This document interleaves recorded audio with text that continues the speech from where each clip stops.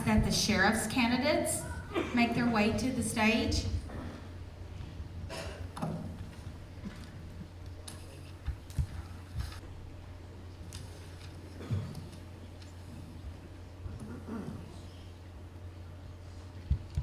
Let's start with you. But before we get started, all three of you, we know, have extensive service in law enforcement in various capacities, and we first want to thank you for your service.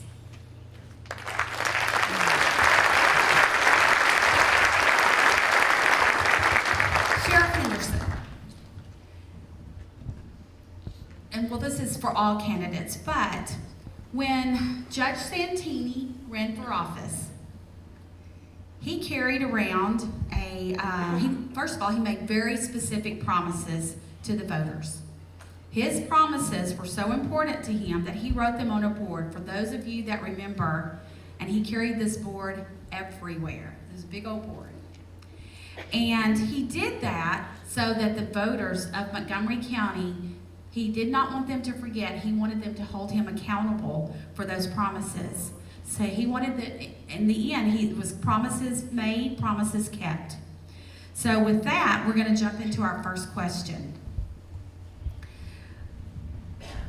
What are your promises to the voters to make this office the best sheriff's office in the state of Texas, and your specific plan to meet those promises? It's a great question.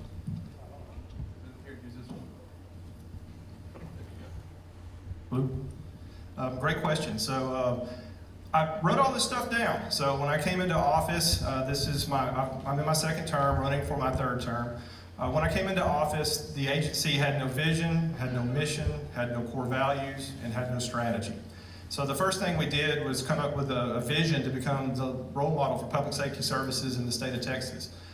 We adopted core values of professional, accountable, compassionate, and trusted. And I'm a values-based leader, and we use those values to reinforce who we are every day as a sheriff's office. You can't go wrong if you internalize those values. Strategic plan has 3 overarching goals with 16 strategies that are used to accomplish those goals. Goal number 1 is reducing crime and the fear of crime. We've got several strategies that support that, community policing being a big part of it.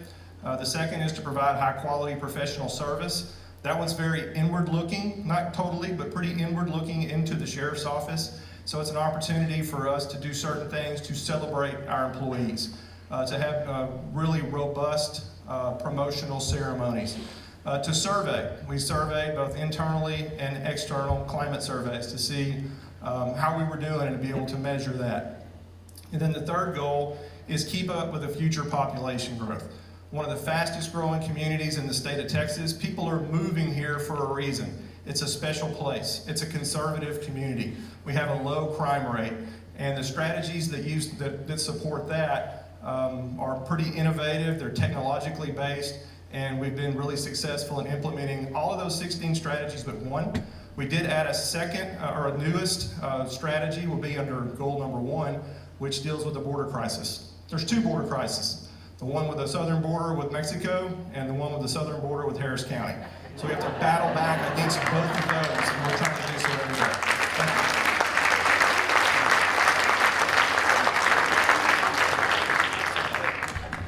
Thank you. Okay, Mr. Ford, you're up, sir. Okay, so when Tammy ran for office, Tammy McCray, our tax assessor collector, she had some promises that she made to make the tax office more efficient, more available, increase technology, and to increase customer service. And she's done that by implementing a queuing system, credit cards. We now can use credit cards to pay our bills. She's got a call center where you can always reach somebody. There's new facilities that just opened, and she's got a great staff. So she had a plan, she had priorities, and she's meeting them. What, sir, are your promises to the voters to make this office the best sheriff's office in the state of Texas, and your specific plan to meet those? We currently have all the technology we need. There's no doubt that the sheriff has brought in great technology. It's there. What we're missing is leadership and surrounding ourselves with the people that actually care about who we're serving. I'm not saying they do not care about the citizens, but if you do not have a great relationship with your employees, you do not have a great relationship with the citizens. There's all kinds of things that you can do to be successful when you have the right leadership. You hire the right people, you hire administrators with certain strengths, and you as the number one guy or gal, you implement that vibe that puts family back in law enforcement. It puts family between you and me, the taxpayer, the person that pays all the bills. It's very important we reestablish that family bond that we used to have between law enforcement and the citizens that pay the bills. Thank you very much. Thank you. Sheriff Anderson, do you want a 30-second rebuttal about leadership and employee relations? Sure, I touched on it quickly when I talked about goal number 2. It's very inward looking. Our oath of office, it's a big deal, right? So, for example, I took my oath of office from a secretary.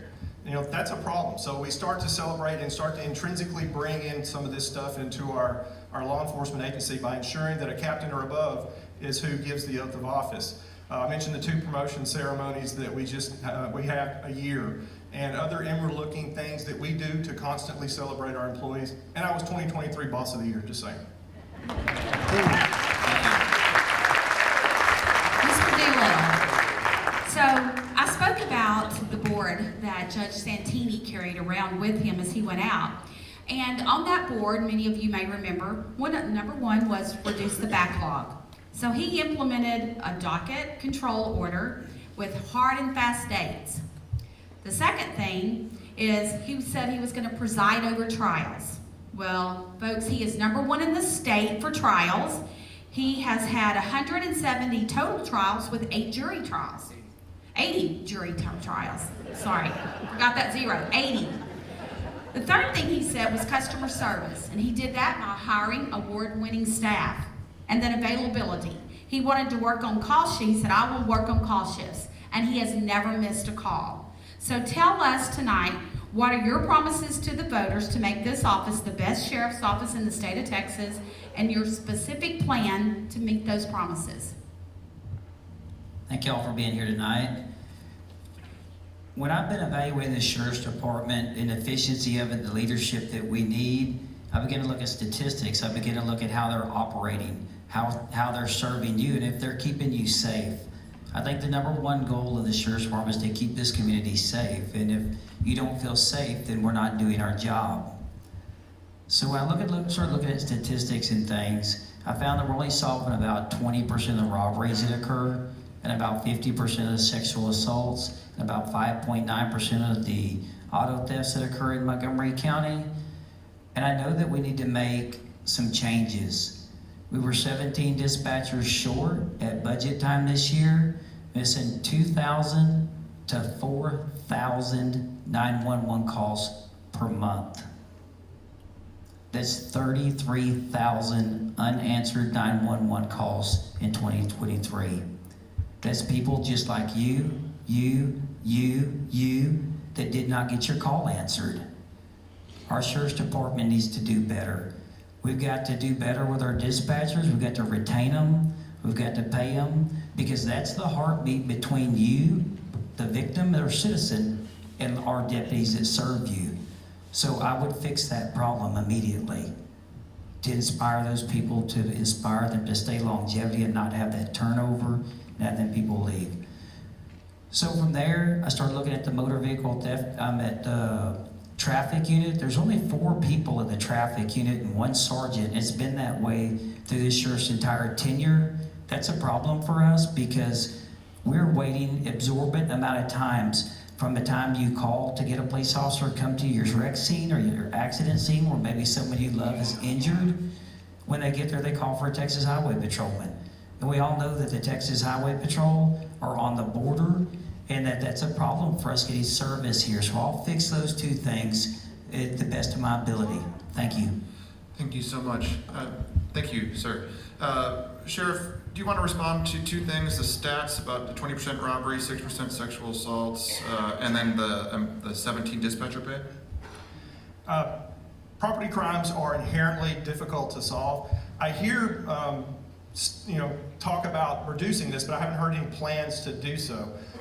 We work hard every day to ensure every case is taken seriously. We've changed the way our response is. We put detectives with patrolmen to have a closer bond and a closer relationship so they can share information better. Communications, we have a national standard. It's called NENA. We meet the NENA standard. Most of these calls that's being referred to are administrative calls, and we're doing a great job keeping up, and we're not 17 dispatchers short. Today we're 6.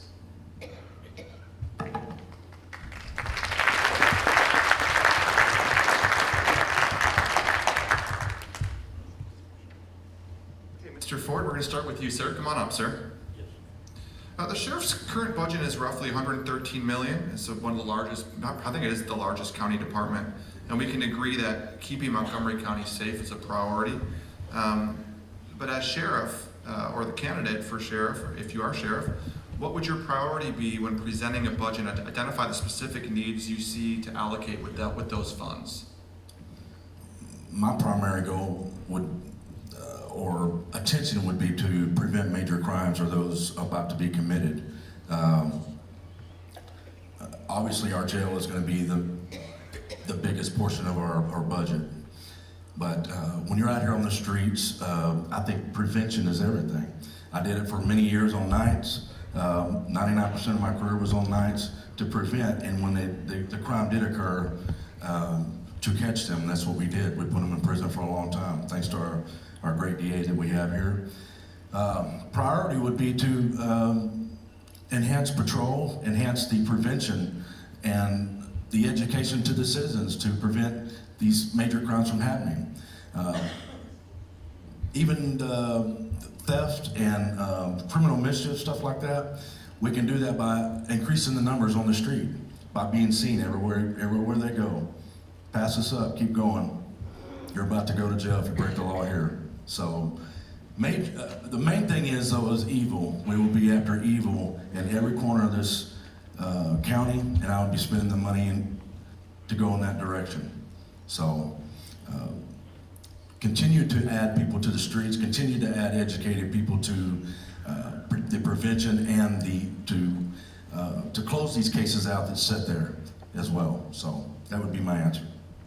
Thank you. Mr. Doolittle, you're up next. Yep. Okay, the sheriff's current budget is roughly $113 million, and it's the largest county department. As Judge Santini said, we can all agree that keeping the county, Montgomery County, is a priority. So, as the candidate, what would your priority be when presenting a budget, and identify the specific needs that you see for the department? Thank you. We could all agree that salary and benefits take up the lion's share of your budget. You folks who own businesses, workplace, you know that's the most of your budget. I'll tell you that I'll evaluate the budget just like a crime scene. I have a bachelor's degree in criminal justice administration. I have a master's degree in criminal justice leadership and management.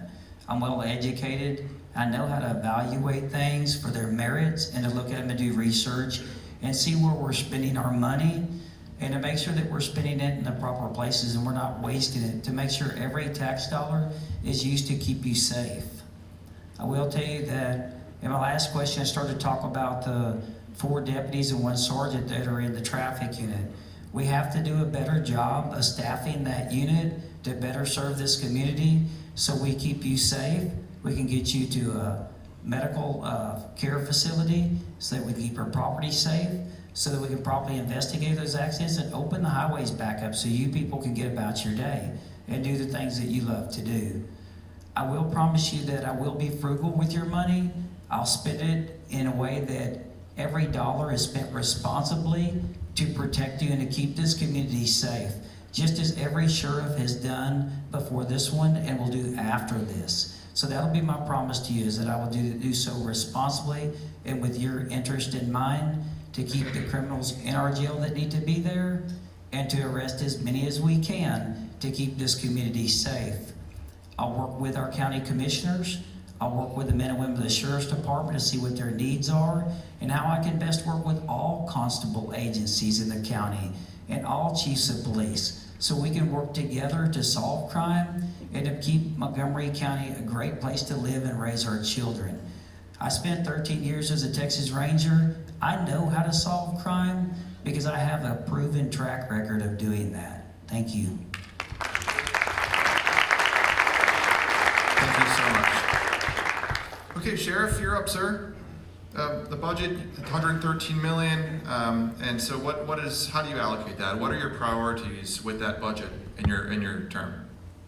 It's 113 million, but it grows from there. It's really 134 million when you take into all the contracts for services that we have, non-departmental budget lines. So yeah, it's a huge budget, and yes, the lion's share of it is the jail. A couple of priorities that I've instituted when I came into office. I brought zero-based budgeting to Montgomery County, which had never been done before. Zero-based budgeting is starting from scratch every single year, not building upon the things that you bought last year, including those in your budget, which is a very government line item budgeting method. So it's stuff that's already been paid for that's still in the budget, and then you want to add a couple of % on top of that every year because you just never know, you never know. So we build the budget from scratch. We forecast everything. It's all supported with invoices and quotes and budgeting mechanisms that actually support the requests. That's on the widget side, the stuff side, the operational side. On the personnel side, we use a workload analysis. So the traditional method for asking for personnel is, I need about 10 people, so I'm gonna ask for 20 and maybe I get 5. Not cool. So we do an empirical analysis where we actually look at what we need in each of the 3 major divisions, which are patrol, communications, our law enforcement side, communications, and the jail. And we determine through this workload analysis how many personnel we need. We put it all into a book, it's on the website, and the numbers that we came up with have moved, of course, as the population has grown, and we've pulled those numbers down every year. We started out at 78 and 82, numbers like that for patrol. And we've constantly pulled those down every year. So when I go to Commissioner's Court, I don't have to make some kind of a fluffy argument. I make an argument that they understand and they don't argue. We just work together to figure out how we're gonna fund it. The need is there, they recognize that, and we work together to ensure it's funded. And it's been a real successful formula. We've added personnel, we've increased wages and benefits every year, and I'm really proud of the agency and my 1,300 employees, excuse me, 1,300 employees that I have, 1,330, I can't say it. Thank you.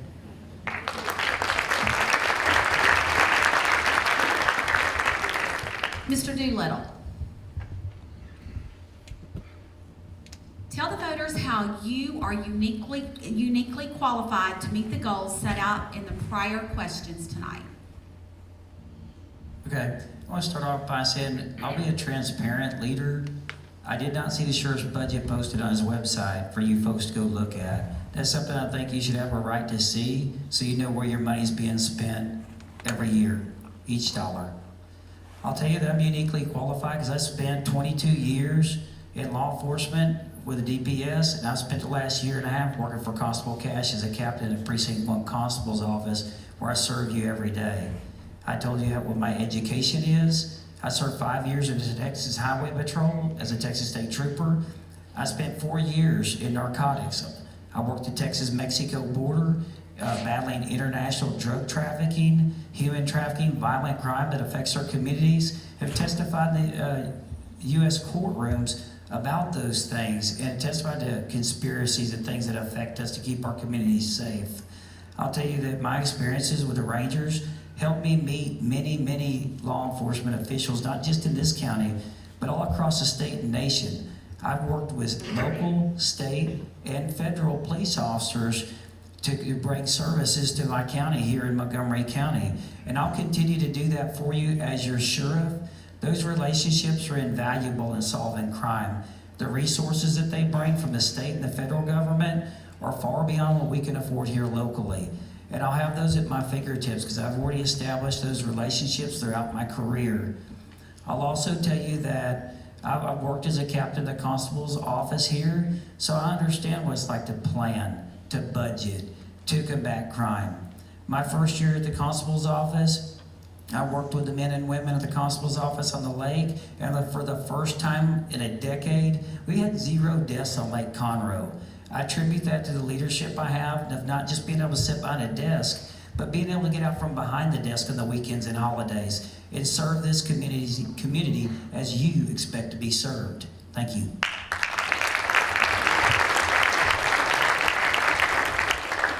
Okay, Sheriff Henderson, you're up, sir. And in response to this question, how are you uniquely qualified to meet the goals that you've set out for your office?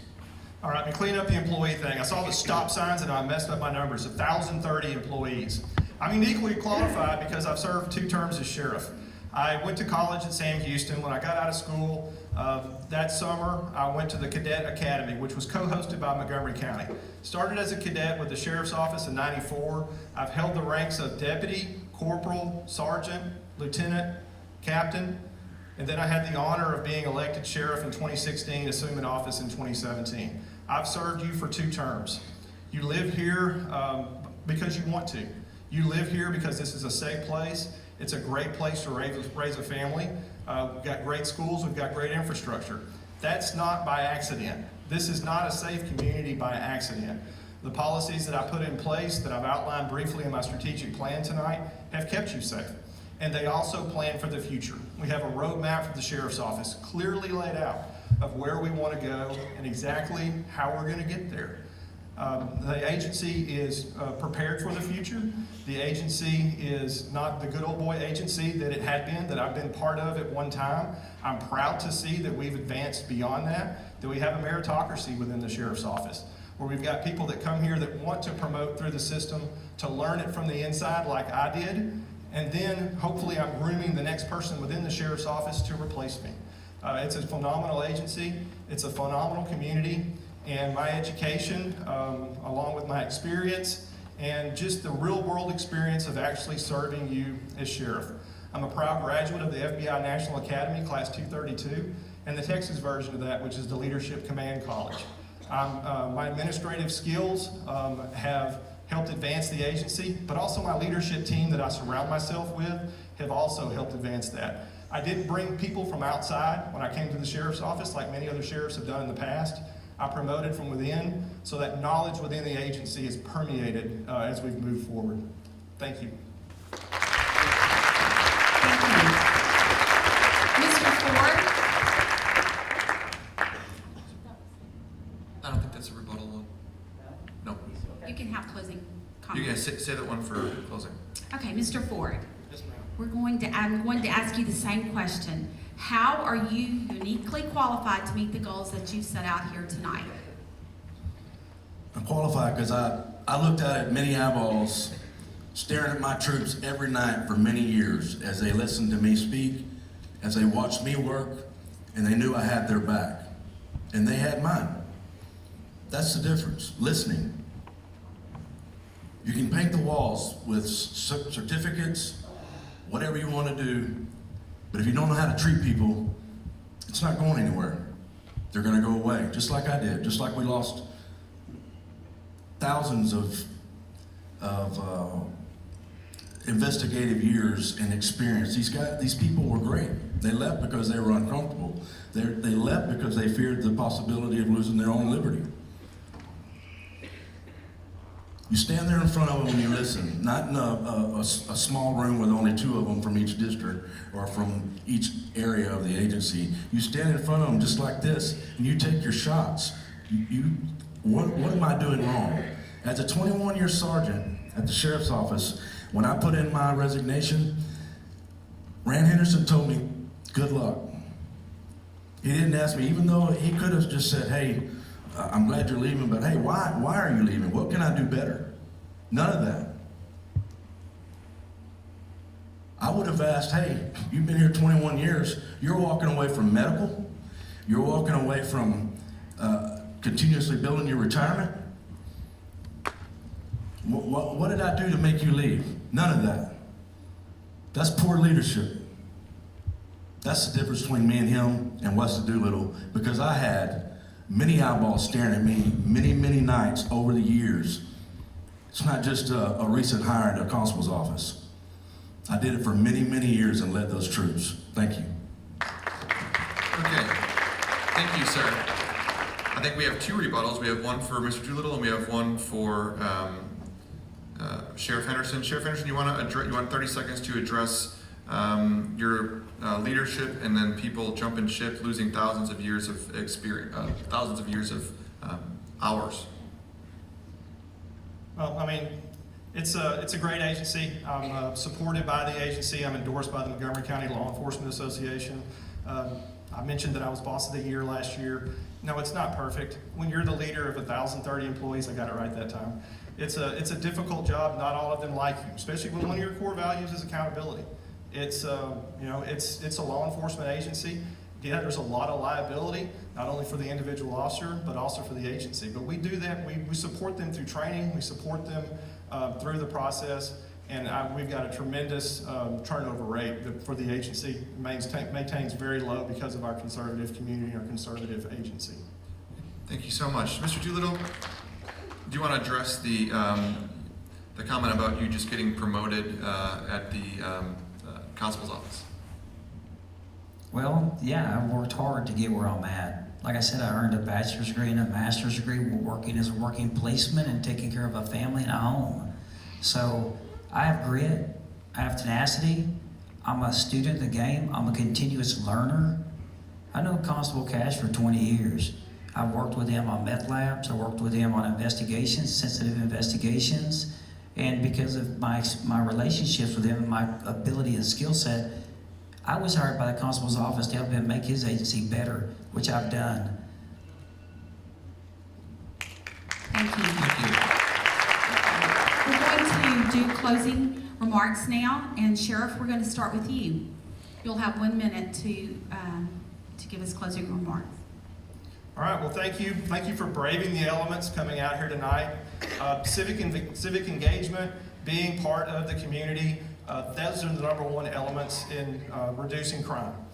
Your involvement is what matters. Your conservative nature, your conservative vote matters in reducing crime. So hats off to each and every one of you for coming here today.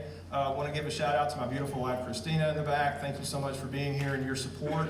Brag about my children a little bit. I got 2 kids. We went to church right down the road here, and one just graduated from college, one is in college. Went through public schools at Willis High School. Christina's a teacher at Willis High School. We're part of the community. We love this community, and keeping this community safe is my absolute passion. I'm Rand Henderson. I ask for your vote. I ask for your support. I got some literature and some campaign signs out front. Love to talk to you a little more when this is over. You can look me up on my website, randhenderson.org, or on all those social media platforms that we all love so much. Thank you so much for coming out tonight. Okay, Mr. Ford, come on up, sir. You have 1 minute, Mr. Ford, I think so. Yep. You have 1 minute closing argument to address the voters.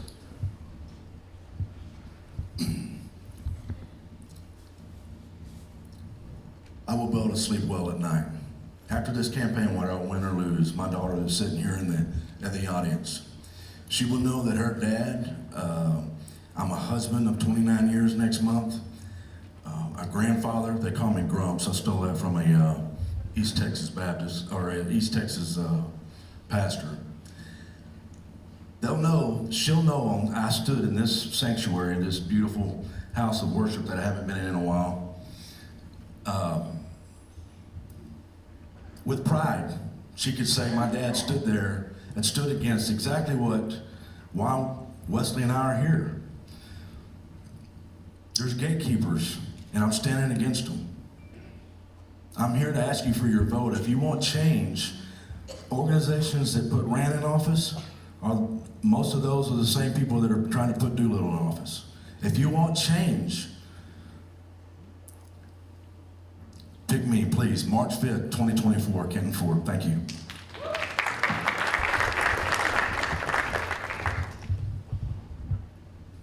Okay, sir, you have a 1 minute closing argument, sir. Go ahead. Thank you very much. I'm gonna go back to something I wanted to address a minute ago. Crime's up 50%, or nearly 50% in Montgomery County. Go to the FBI website and check that out on your own. Those are statistics available to you, the people. All you gotta do is look. Okay, I want y'all to know I'm a Christian conservative family man, and I'm an experienced Texas Ranger. I'm an experienced captain in the constable's office, and I want to make sure that I do everything I can in my power to honor the men and women of the Sheriff's Department by giving them the tools and the equipment and the leadership that they so desperately need to improve this community. I'm gonna tell you, I'm endorsed by a lot of people. I'm endorsed by Sheriff Tommy Gage. He served this community for 12 years. I'm endorsed by Sheriff Joe Corley. He served this community for 12 years. I'm also endorsed by Constable David Hill. He served this committee for 50 years. I'm going to tell you, I just got an endorsement today from the Harris County Deputies Association, 3,000 members to endorse me, the Harris County Deputy Association, for me running for sheriff. And it's because of my relationships with them. I'll tell you, when I'm your sheriff, I'll continue those relationships. Thank you all very much. Go to my website, my Facebook for further information. I appreciate your vote. Thank you all.